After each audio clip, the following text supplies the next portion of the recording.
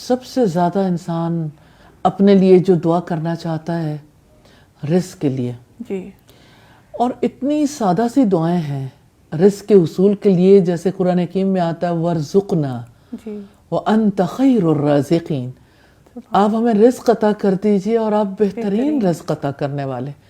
تو یہ وَارْزُقْنَا جو ہے نا بذات خود یہ بہت بڑی دعا ہے۔ جی، اسی طرح سے اب دیکھیے کہ اولاد کے لیے لوگ بہت زیادہ پریشان رہتے ہیں، اولاد کی اصلاح کے لیے، ماں باپ کے نافرمان ہو گئے، بات سننے کے لیے تیار نہیں، ماں باپ کی عزت نہیں کرتے، ماں باپ کے ساتھ برا سلوک کرتے ہیں اور سیدھے راستے پر نہیں ہیں، تو کیا کریں؟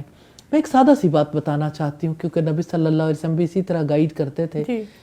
آپ سجدے میں اپنے بچے کا نام لے کر یہ دعا کر سکتے ہیں، اللہم اہدی، آگے نام لے لیں، احمد یا بلال یا محمد یا کوئی بھی نام، بچی کا ہے، بچے کا ہے۔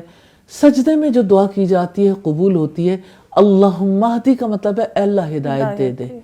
اور اسی طرح سے اپنے بچوں کے لیے علم کی دعا کرنی چاہیے، اصلاح کی، جیسے بہت ہی خوبصورت دعا ہے اور اس کا چھوٹا سا حصہ ہے، وَأَصْلِحْ لِي فِي ذُرِّيَّتِي إِنِّي تُبْتُ إِلَيْكَ وَإِنِّي مِنَ الْمُسْلِمِينَ، میری اولاد کی اصلاح کر دیجئے۔ وَأَصْلِحْ لِي فِي ذُرِّيَّتِي، میری اولاد کی اصلاح کر دیجئے۔ اور اولاد کی اصلاح کے حوالے سے یہ پتہ چلتا ہے کہ بندہ خواہ کتنی بھی کوشش کر لے، اصلاح تو اللہ تعالیٰ نہیں کرنی۔ جی بالکل۔ اور دوسری بات یہ کہ جو غلطیاں اس سلسلے میں ہوئیں اولاد کے سلسلے میں، اللہ تعالیٰ ان سے درگزر فرمائے۔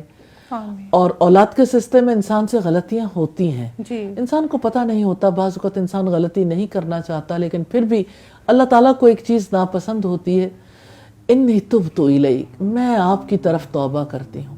تو اللہ تعالیٰ سے توبہ کرنی بہت ضروری ہے، کیونکہ انسان بعض اوقات اپنی اولاد کی محبت میں اتنا مبتلا ہوتا ہے کہ اپنے رب ہی کو بھول جاتا ہے۔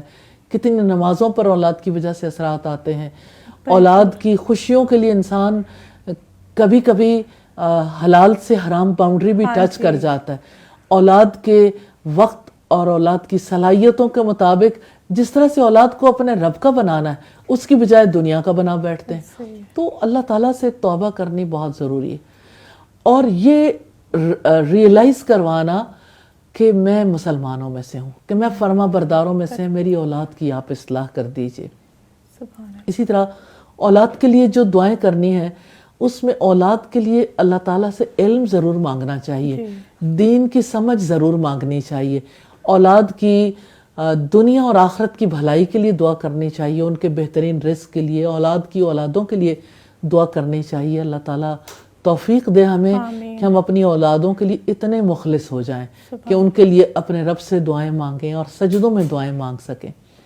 اسی طرح سے کتنی زیادہ ضرورت ہے اس بات کی کہ انسان اپنے اعمال کی قبولیت کے لیے دعائیں مانگے، اور پھر اپنے والدین کے لیے دعا مانگے، جیسے رب ارحمہما کما ربیانی صغیرا، اے میرے رب ان دونوں پر اپنا رحم فرما دینا جیسے انہوں نے بچپن میں مجھے پالا تھا، محبت کے ساتھ، شفقت کے ساتھ۔ اسی طرح سے اب آپ ان کے ساتھ شفقت کا معاملہ کر دیجئے۔ اور اسی طرح جیسے دعا جو حضرت سلیمان علیہ السلام نے کی تھی، ربی اوزعنی، اے میرے رب مجھے قابو میں رکھ، مجھے توفیق دے، ان اشکر نعمتک التی انعمت علیہ، کہ میں تیری ان نعمتوں پر تیرا شکر ادا کروں جو تو نے مجھ پر انعام کی ہیں، وعلی والدیہ، اور جو میرے والدین پر انعام کی ہیں، وان اعمل صالحا ترضاہ، اور یہ کہ میں ایسا نیک عمل کروں جو آپ کو پسند آ جائے۔ تو دعا تو مومن کا ہتھیار ہے، سہارا ہے، دعا ہی تو عبادت ہے۔ الدعاء هو العبادہ، رسول اللہ نے یہی فرمایا تھا، دعا ہی تو عبادت ہے۔ تو دعا بہت بڑی عبادت ہے، دعا بہت بڑا ہتھیار ہے، دعا ہی سے بندے کو توفیق ملتی ہے۔ اللہ تعالی ہمیں دعاؤں بھری زندگی نصیب کر دے۔